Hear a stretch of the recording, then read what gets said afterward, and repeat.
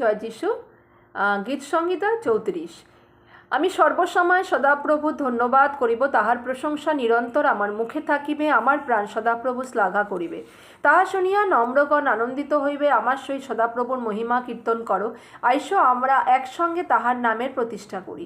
আমি সদাপ্রভুর অন্বেষণ করিলাম, তিনি আমাকে উত্তর দিলেন, আমার সকল আশঙ্কা হইতে উদ্ধার করিলেন। উহারা তাহার প্রতি দৃষ্টিপাত করিয়া দীপ্যমান হইল, তাহাদের মুখ কখনো বিবর্ণ হইবে না। এই দুঃখী ডাকিল, সদাপ্রভু শ্রবণ করিলেন, ইহাকে সকল সংকট হইতে নিস্তার করিলেন। সদাপ্রভু দূত যাহারা তাকে ভয় করে, তাহাদের চারিদিকে শিবির স্থাপন করেন আর তাহাদিগকে উদ্ধার করেন। আস্বাদন করিয়া দেখো, সদাপ্রভু মঙ্গলময়। ধন্য সেই ব্যক্তি যে তাহার শরণাপন্ন। হে তাহার পবিত্রগণ, সদাপ্রভুকে ভয় করো, কেননা তাহার ভয়কারীদের অভাব হয় না।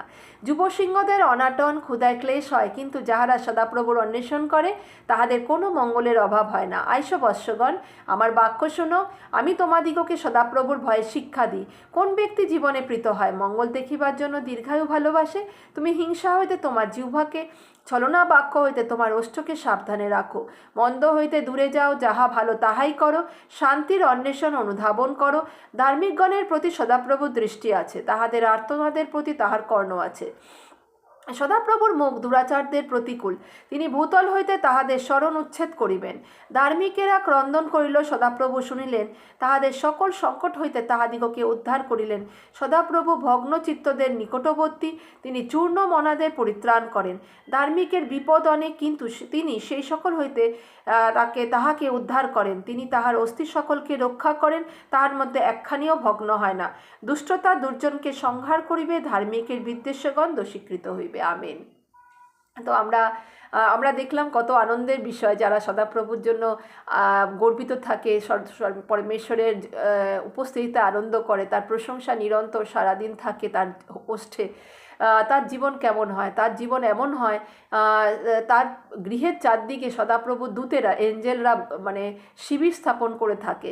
এবং এখানে এখানে এমন প্রতিশ্রুতি দেওয়া আছে যে কোনো সদাপ্রভুর জন, মানে কোনো বিশ্বাসী, তার কখনো কোনো খাবার অভাব হবে না। বলছে যে সিংহেরও বয়সকালে খাবার অভাব হতে পারে, সেও অনেক সময় ভুকা থাকবে, কিন্তু কোনো পরমেশ্বরের জন না খেয়ে থাকবে না। পরমেশ্বর তার খাদ্যের ব্যবস্থা করবে। এবং এখানে বলছে যে যে পরমেশ্বরকে ডাকবে, যে সদাপ্রভুকে ডাকবে, যে যিশুকে ডাকবে, সে কখনো কিন্তু তার মুখ কখনো কালা হবে না। এবং যে তাহার শরণাপন্ন, এবং তার সর্বদা মঙ্গলই হবে। হ্যাঁ, সদাপ্রভু দূত যারা নাকি কাজ করে, পরমেশ্বরের কাজ করে, পরমেশ্বরের জনদের প্রতি অনেক অস্ত্র তৈরি হবে ঠিকই, কিন্তু পরমেশ্বর তাদেরকে কিন্তু রক্ষাও করবেন, প্রতিশ্রুতি দেওয়া আছে। এবং আরেকটা কথা খুব ইম্পর্টেন্ট, মানুষ দীর্ঘায়ু পাওয়ার জন্য অনেক কিছু করেন না।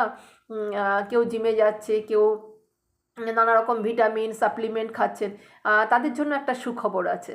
এখানে লেখা আছে, যারা নাকি পরমেশ্বরের মানে বচনে অনুসারে চলে এবং নিজের জিহ্বাকে সংযত রাখে, সেখান দিয়ে কোনো রকম হিংসার বচন বা বাজে কথা বের করেন না। এবং আমার মনে হয়, আমি একটু অ্যাড করছি, যে কোনো রকম নেগেটিভ কথাও বলেন না, কারণ আমাদের বচনে অন্য জায়গায় লেখা আছে, আমাদের জিহ্বার মধ্যে জীবন আর জিহ্বাতেই মৃত্যু। তো আমরা দেখছি যারা নাকি মন্দ থেকে নিজেকে দূরে রাখে, শান্তির অনুসন্ধান করে, তারা কিন্তু দীর্ঘায়ু দেখবে। এটা পরমেশ্বরের একটা প্রতিশ্রুতি, হ্যাঁ, আমাদের জন্য। এবং পরমেশ্বরের আরেকটা প্রতিশ্রুতি এখানে দিয়েছেন, যারা নাকি ভগ্ন চিত্ত নিয়ে পরমেশ্বরের কাছে আসছেন, তাদের কিন্তু প্রার্থনার উত্তর পরমেশ্বর দেবেন। এবং চূর্ণ মনাদেরকে উনি আনন্দিত করবেন। এবং আর একটা কথা, তিনি ধার্মিকদের অস্থিকে কখনো ভগ্ন হতে দেন না। মানে উনি শত শত আমাদের জন্য মানে প্রমিস করেছেন। চলুন ছোট্ট প্রার্থনার মধ্যে দিয়ে যাই। হে স্বর্গের পিতা, এই সময়ের জন্য ধন্যবাদ করি, তোমার এই বাক্যের জন্য ধন্যবাদ করি, তোমার সমস্ত প্রতিশ্রুতির জন্য ধন্যবাদ করি। সত্যি প্রভু, তুমি অদ্ভুত, তোমার প্রেম অদ্ভুত, তোমার দয়া অনন্তকাল স্থায়ী।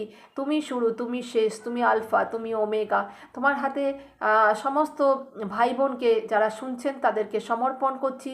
আর প্রত্যেকের জীবনে তুমি কার্য করো, সবাই যেন দীর্ঘায়ু দেখতে পায়, সবাই যেন তোমাকে চাকতে পারে, কারণ তোমাকে যতক্ষণ না চাকবে ততক্ষণ পর্যন্ত তোমাকে জানতে পারবে না।